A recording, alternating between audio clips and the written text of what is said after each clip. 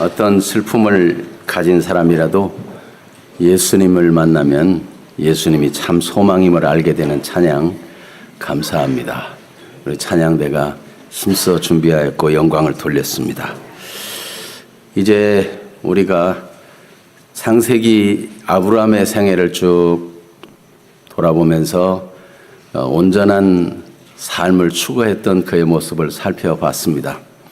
아브라함 다음 그 아들은 이삭인데 이삭의 생애를 통해서 또한 하나님께서 영광 받으시고 그가 온전한 믿음을 추구했던 그런 삶을 보면서 근본 그의 중심에는 항상 감사가 있었구나 하는 것을 발견하게 됩니다. 자, 그런데 오늘 말씀을 보면 인생이 한계를 만날 때도 진정으로 감사할 수 있겠는가 하는 도전을 받게 됩니다. 사람이 산호라면 누구나 한계 상황을 만나게 됩니다. 내 사전에는 불가능이 없다. 이렇게 아주 용감하게 말했던 나폴레옹도 결국 한계를 만나고 워털루 전투에서 패배하는 쓴 잔을 마셔야만 했던 것입니다. 누군들 한계 없는 사람이 어디 있겠습니까? 죽는 것만 봐도 모든 죽음이 모든 사람에게 임하는 걸 보면 한계가 있다는 것을 인정하지 않을 수 없죠. 그런데 우리는 나름대로 여기까지다. 나는 이제 여기까지다. 이렇게 말하는 그런 용어를 자주 쓰는 경우가 있는데 그때는 한계에 도달했다는 뜻이죠. 더 이상 못 견디겠다. 연예인들이 자살하고 많은 젊은이들이 혹은 나이 많은 분들이 오늘날 우리나라의 자살률이 교통사고로 죽는 사람보다 더 많아지는 그런 시대를 살고 있어요. 왜냐하면 다 여기까지다. 나 이거 한계다. 이렇게 생각하고 그만 잘못된 선택을 하는 것이죠. 오늘 말씀을 들으면서 우리는 한번 우리 자신의 한계는 어디까지인가? 나는 어디까지를 한계라고 생각하고 있는지 한번 돌아보기를 원하고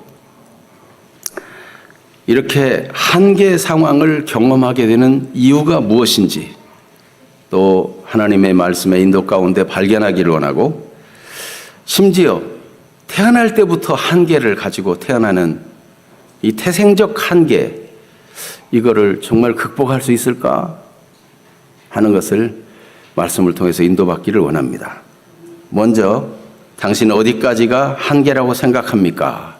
오늘 몇 인물들, 성경의 인물들을 통해서 그들이 한계라고 생각했던 한계 상황이 어떠했던가를 살펴보면서 우리 자신을 돌아보기를 원합니다.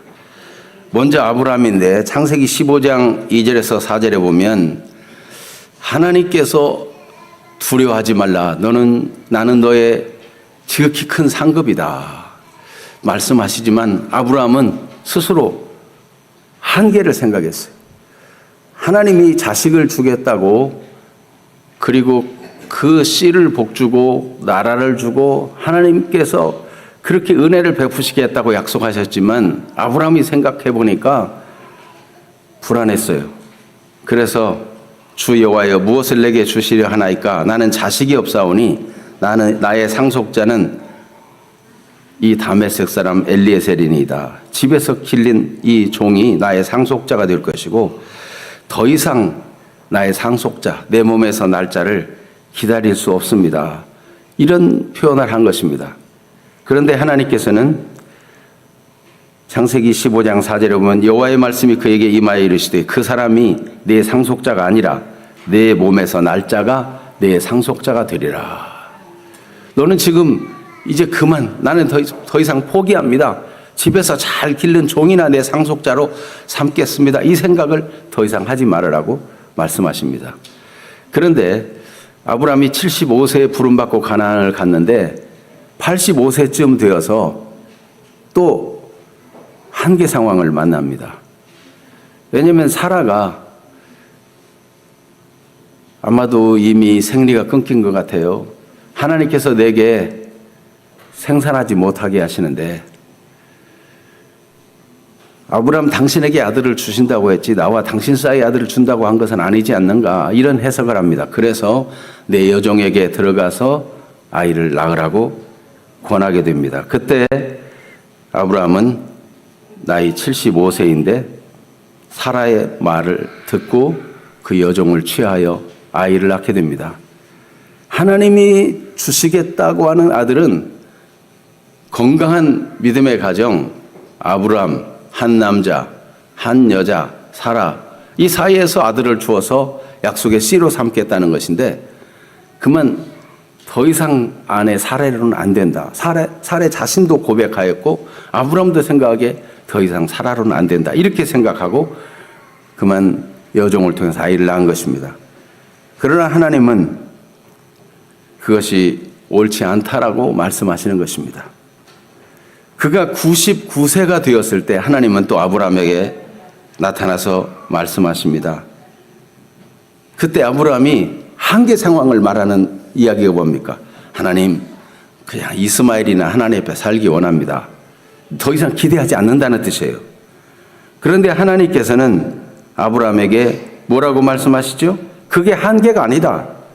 창세기 17장 19절을 한번 읽어볼까요? 하나님이 이르시되 아니라 내 아내 사라가 내게 아들을 낳으리니 너는 그 이름을 이삭이라 하라.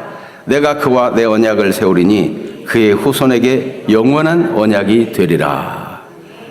그 100세의 하나님이 아들을 주셨어요. 하나님께는 사람이 정한 한계와 같지 않으신 분이십니다. 하루가 1000년 같고 1000년이 하루와 같으신 하나님이십니다. 하나님을 믿으시기를 바랍니다. 엘리야는 열왕기상 19장에 보면 스스로 한계를 만났다 생각했어요. 바알 선지자 450명을 갈멜산에서 모아 대결하여 그들은 거짓 신을 섬기는 것이 드러났고 하나님은 불로 응답하여 그날 나무와 제단의 제물을 다 하늘의 불로 태웠습니다.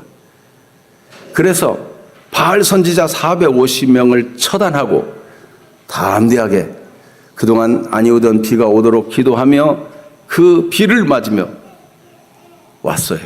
그런데 아합 왕은 설득이 되었을지라도 아합 왕의 아내인 왕비 이세벨이 엘리야를 죽이고야 말겠다는 것입니다. 자기가 사랑한 이 이방 귀신 바알을 섬기는 선지자들을 450명이나 죽였으니 이 엘리야를 죽여 그들 중에 하나와 같이 만들겠다고 벼르고 있습니다. 북쪽 이스라엘에서 사역하던 선지자인 엘리야는 남쪽 유다 광야까지 피했어요. 그리고도 두려워 광야로 들어가 가지고 로뎀나무 밑에 누워서 죽기를 구하였습니다. 그러면서 하는 그의 한계 있는 고백이 무엇입니까? 여호와여, 넉넉하오니 지금 내 생명을 거두시옵소서. 나는 내 조상들보다 낫지 못하니이다. 그렇게 절망으로 아무 음식도 먹지 아니하고 깊은 잠에 빠졌습니다. 그런데 하나님께서는 그게 한계가 아니다. 하나님이 천사를 보내어 그를 어루만져 깨워주시고 그 앞에 떡과 물을 공급해 주셔서 한 번, 두 번, 세 번 거듭해서 공급해 주시고 육신의 영양분을 공급해 주고 힘을 얻게 하시고 그리고 하나님의 산 호렙으로 이끄시며 다시금 이전보다 더 큰 역사를 이룰 수 있는 사명을 부여해 주셨습니다. 엘리야는 이제 끝이라고 생각했는데 하나님은 끝이 아니었던 것입니다. 이삭은 어떻습니까? 이삭은 그 아내가 임신하지 못하였는데 몇 년 동안이나 임신하지 못했습니까? 20년 동안이나. 아브라함은 10년도 되기 전에 이게 한계다 이렇게 생각했고 10년 차에 이제 한계다 생각했고 번번이 그랬는데 이삭은 자식을 낳지 못하는 세월이 20년이나 흘렀는데 60세에 첫 아들을 얻게 되었는데 이 이삭은 포기하지 아니하고 하나님께 기도하였습니다. 언제까지요? 자식을 주실 때까지 기도했어요. 하나님의 언약을 믿고 감사함으로 하나님께 기도했습니다. 그랬더니 하나님께서 이삭 60세에 첫 아들을 주신 것입니다. 여러분, 오늘날 우리는 무엇이 한계라고 생각하며 살아왔는지, 나는 여기까지야, 나 이제 더 이상 못해, 이런 생각, 하나님이 그런 생각에 대해서 동의하실 거라고 생각하십니까? 사랑하는 성도 여러분, 하나님은 은혜와 사랑이 풍성하신 하나님이십니다. 그의 자비는 영원하고 그의 긍휼은 무궁합니다. 하나님의 사랑을 믿으시기를 바랍니다. 스스로 한계를 정하는 것은 하나님을 알지 못하는 것입니다. 여러분, 하나님께서 에덴 동산에서 생명나무, 또 선악을 알게 하는 나무, 그리고 각종 먹을 수 있는 좋은 실과들을 다 두셨어요. 모든 것은 선하신 하나님이 지으신 거기 때문에 다 좋은 것이고 다 복된 것입니다. 그런데 하나님께서는 선악을 알게 하는 나무 열매를 먹지 말라고 말씀합니다. 왜 그렇습니까? 선악을 알게 하는 나무 열매를 먼저 먹으면 안 되는 거예요. 하나님께서는 오직 그 선악을 알게 하는 나무 열매, 선과 악을 아는 지식을 얻게 하는 이 나무 열매를 먹지 말라고 말씀하신 것은 그것 놔두고 다른 것들을 먹으라는 거예요. 그래 아담은 다른 모든 과일들을 먹고 행복하게 하나님이 지어주신 하와와 함께 살았습니다. 어느 날 뱀이 와서 유혹하게 될 때 하나님이 먹지 말라는 선악과를 먹게 되었어요. 선악과를 먹으면 안 되는 거예요. 아직도 생명나무를 먹어야 되고 생명나무의 과실을 먹어야 되고 다른 모든 하나님의 은혜의 풍성함을 더 많이 먹어야 돼요. 그래서 하나님이 어떤 분인가를 충분히 경험하고 하나님과의 교제가 더 깊어지고 하나님 말씀을 따라 사는 것이 얼마나 행복하신 것인지를 더 많이 경험해야 돼요. 그렇게 생명의 역사가 이 아담과 하와 속에 충만해지고 하나님이 이제 되었다 라고 말씀하시는 때가 되면 하나님이 선악을 알게 하는 나무 열매를 허락할지도 모르겠어요. 그런데 먼저 선악을 알게 하는 나무 열매를 먹으면 안 되는 거죠.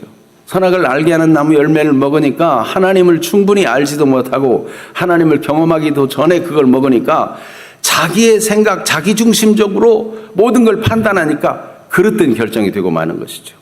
하나님이 자기 형상대로 지어가지고 하나님과 같이 하나님이 지은 모든 것을 생육하고 번성하며 땅에 충만하여 바다의 고기와 물고기와 공중에 나는 새와 땅에 움직이는 모든 생물들을 다 다스리고 관장할 수 있도록 하나님의 생명으로 풍성하고 더 풍성하고 하나님과의 교제가 충만하고 더 충만한 자리로 성숙시켜 주기를 원했어요. 그런데 그러기도 전에 사탄의 말을 듣고 미혹되고 만 것입니다. 그러니까 스스로 한계 있는 인생이 되고 말아요. 제한된 인생이 되고 말아요. 생각하는 것이나 말하는 것이나 결정하는 것이 다 스스로 한계를 짚고 한계 상황에 부딪히고 말아요. 여러분, 어떤 일에도 하나님의 은혜를 더 풍성히 맛보기 전에 스스로를 제한하고 판단하고 한계를 정하지 말기를 바랍니다. 아직도 절망하기는 이릅니다. 하나님의 주신 그 풍성한 은혜를 알기 전에는 절망할 때가 아닌 것입니다. 하나님의 은혜를 더 먹고 마시고 풍성히 누리기를 바랍니다. 여기에 생명이 있어요. 하나님은 은혜를 주시고 더 주시기를 원합니다. 우리가 그릇된 판단으로 스스로 한계를 정하기를 원치 아니하시고 무한하신 하나님께서 계속 은혜를 공급해주고 더 공급해주고 성령으로 감동 감하시고 인도하셔서 하나님의 풍성한 은혜를 누리게 하심으로 하나님을 알므로 스스로 한계를 정하고 절망과 좌절에 빠지지 않기를 원하시는 것입니다. 이삭이 그렇게 해서 아내가 임신한 건 참 좋은 일인데 문제는 아내가 하소연하는 것입니다.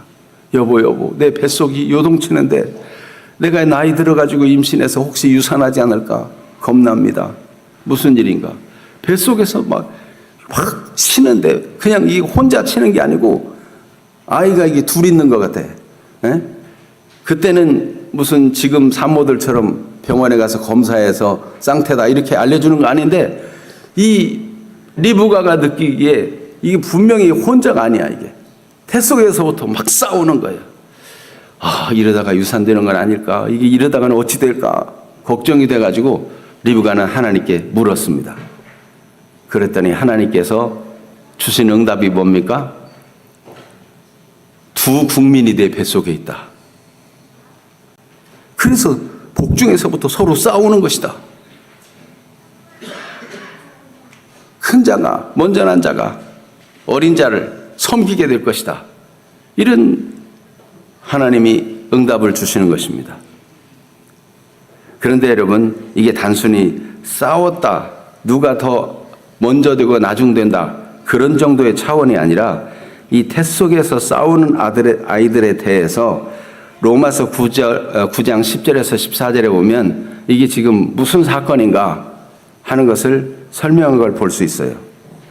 한번 교독해 볼까요? 로마서 9장 10절 제가 먼저 읽습니다. 그뿐 아니라 또한 리브가가 우리 조상 이삭 한 사람으로 말미암아 임신하였는데 그 자식들이 아직 나지도 아니하고 무슨 선이나 악을 행하지 아니한 때에 택하심을 따라 되는 하나님의 뜻이 행위로 말미암지 않고 오직 부르시는 이로 말미암아 서게 하려 하사. 뱃속에 있으니까 아직 무슨 선이나 악을 행하지 않았어요. 그런데 12절에 리브가에게 이르시되 큰 자가 어린 자를 섬기리라 하셨나니 기록된 바 내가 야곱은 사랑하고 에서는 미워하였다 하심과 같으니라. 이게 웬일입니까? 하나님이 무슨 선이나 악을 행하지 않았는데 야곱은 사랑하고 에서는 미워했다. 14절 같이 봅니다. 그런즉 우리가 무슨 말을 하리요? 하나님께 불의가 있느냐? 그럴 수 없느니라. 하나님 그럴 수 있습니까? 어떻게 아무 선이나 악도 행하지 않는데 야곱은 사랑하고 에서는 미워할 수 있습니까? 여러분 이걸 어떻게 해석해야 돼요? 하나님 좀 이상한 분입니까? 하나님 불의한 분입니까? 하나님은 공평하지 못한 그냥 마음 내키는 대로 이렇게 하고 저렇게 하고 그렇게 해도 되는 겁니까? 하나님이라고 나는 전능한 하나님이야. 내 마음대로야. 그러니 누구는 사랑하고 누구는 미워해도 괜찮아. 그런 겁니까? 그렇다면 하나님은 정말 불의한 분이 아닐까? 바울사도는 로마서에서 하나님 불의하시냐? 그럴 수 없다. 여러분 마음에 의심이 들고 이해가 안 될 때도 하나님 나쁘다. 하나님 유감이다. 이런 생각을 가지면 되겠습니까? 여러분 우리가 이해 못할 뿐이고 깨닫지 못할 뿐이지 하나님이 불의하거나 이상하거나 하나님이 괴짜거나 하나님이 괴팍한 그런 분이 절대로 아닌 것입니다. 하나님은 선이십니다. 하나님은 사랑이십니다. 하나님은 은혜가 풍성한 분이십니다. 그러면 태중에 누구는 사랑하고 누구는 미워하였다는 이 말, 왜 큰 자가 작은 자를 섬기도록 운명을 지어준 것입니까? 도대체 이 말씀을 어떻게 이해해야 됩니까? 여러분 자식을 낳기까지 임신하도록 그렇게 간절히 기도해서 응답을 얻어 임신한 건 좋은데 이게 웬 날벼락 같은 얘기예요. 아니 형제가 좀 사이좋게 지나면 안 돼요? 서로 다 잘 되면 안 돼요? 왜 큰 자가 어린 자를 섬기고 왜 야곱은 사랑하고 에서는 미워한다는 말씀이 도대체 무엇입니까? 여러분 태어나면서부터 아픔을 가지고 태어나는 사람들이 있습니다. 우선 성경으로만 예를 들겠습니다. 사사기 10장에 보면 입다라고 하는 사람은 길르앗이라는 사람이 기생에게 가서 낳은 아들이에요. 평생 기생의 아들, 이 입다는 저 기생의 아들, 그래서 자기 형제들로부터 천시당하고 대우받지 못하고 집 나와서 혼자 살았어요. 그러면서 그 입다 중심으로 원통한 일, 힘든 일 당한 사람들과 함께 그렇게 지냈어요. 그런데 암몬 족속이 쳐들어왔을 때 이 길르앗 장로들이 사람을 보내요. 입다에게 당신이 우리를 도와달라. 이렇게 얘기합니다.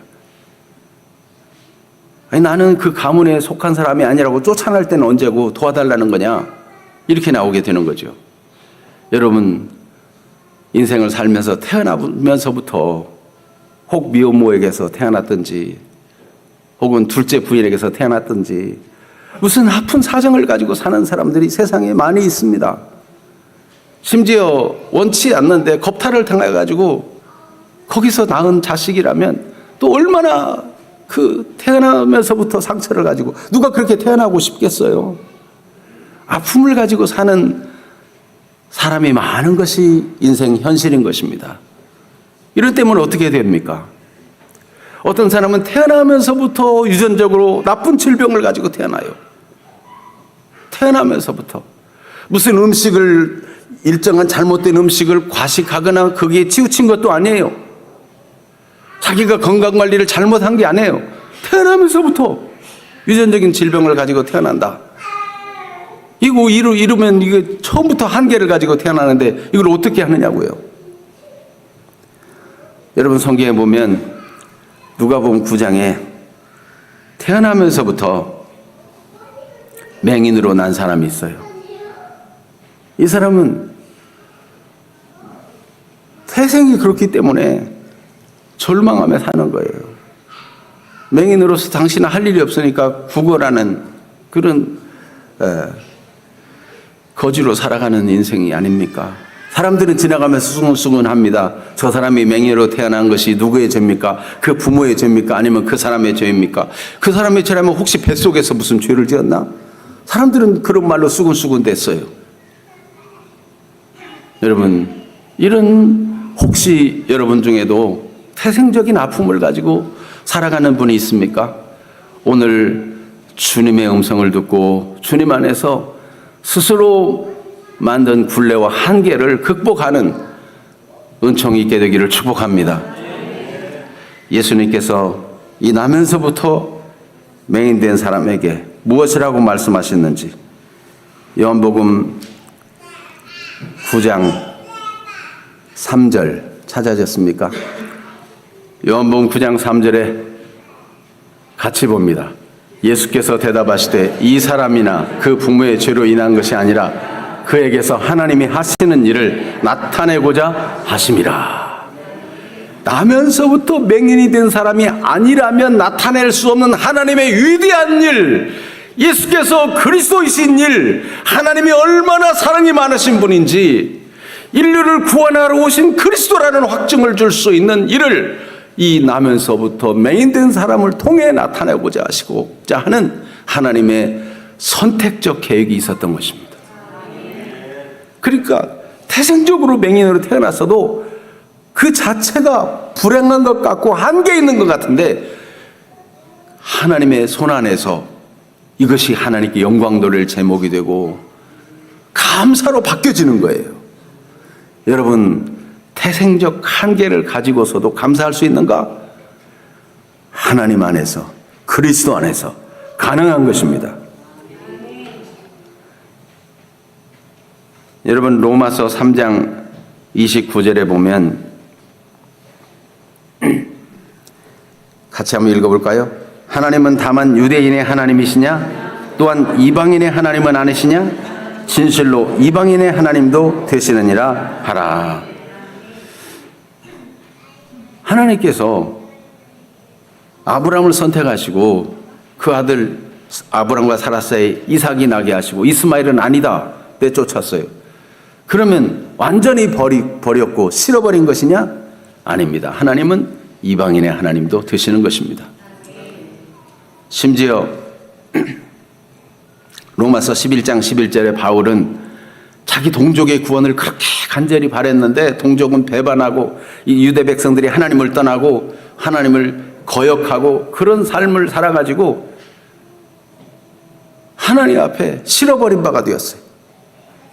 그런데 하나님께서 그들을 완전히 버리셨느냐? 그렇지 않다는 거예요. 로마서 11장 11절에 구원이 이방인에게 이르러 얼마나 하나님의 은혜를 입고 구원받는 수가 충만하게 되는지 유대인들이 이방인들을 보니까 아니 저거 원래 우리에게 약속한 복이었는데 하고 막 시기가 이스라엘로 하여금 시기가 나게 해서 결국은 유대인도 돌아오게 하는 하나님의 뜻을 이룬다는 거예요. 하나님의 전략은 정말 놀랍습니다. 하나님이 그런 분이세요. 그러니까 에서는 미워하였다 하는 말씀을 어떻게 해석해야 됩니까? 여러분,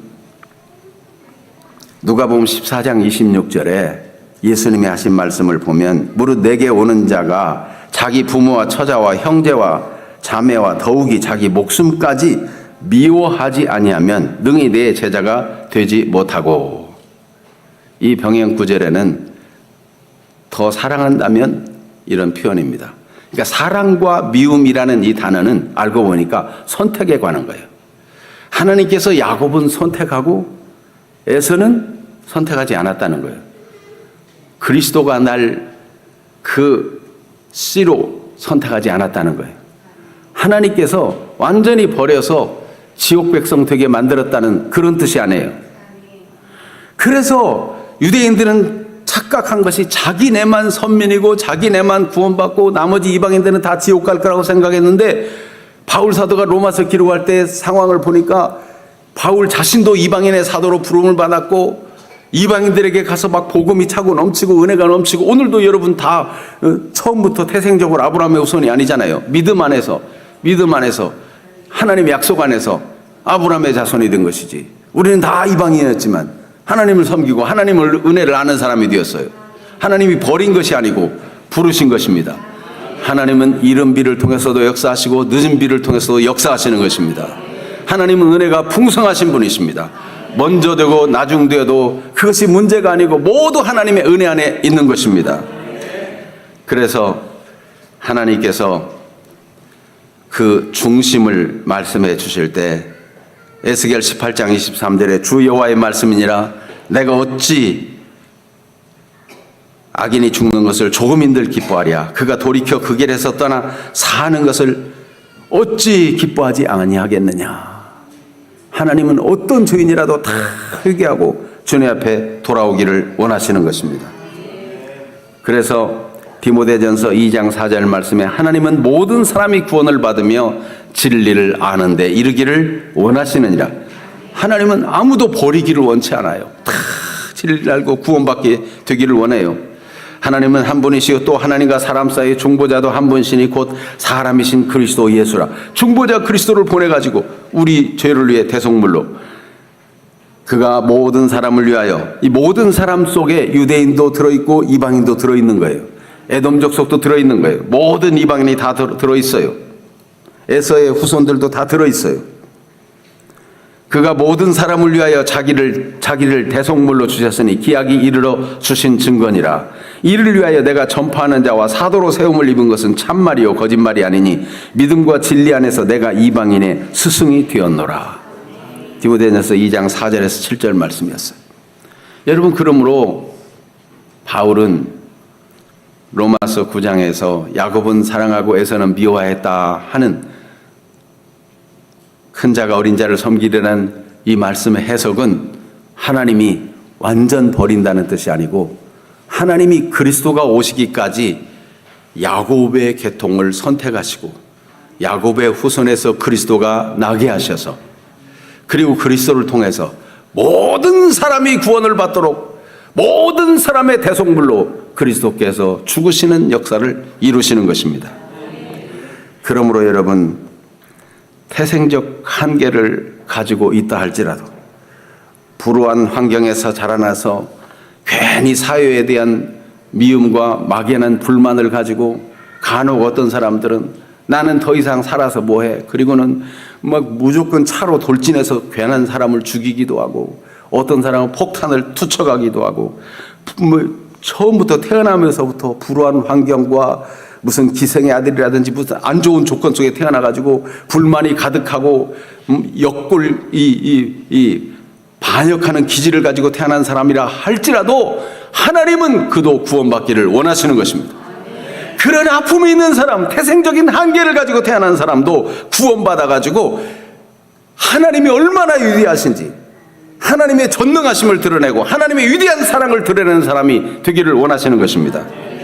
오늘 여러분 묵상 본문이 마태복음 10장인데 하나님께서 12 제자를 선택하는 중에 가룟 유다를 선택하시는 모습을 봅니다.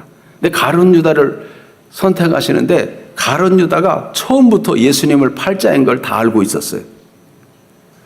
아니 자기를 팔고 죽게 할 가룟 유다를 왜 선택하냐고요? 왜 선택해요?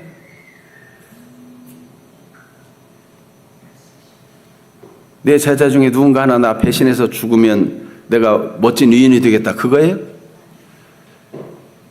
모든 제자를 다 배신하고 팔 사람을 선택할 일은 아니지만 물론 십자가 지신 그 결정 앞에서 예수님께서 잡히실 때 뿔뿔이 다 제자들이 흩어졌죠.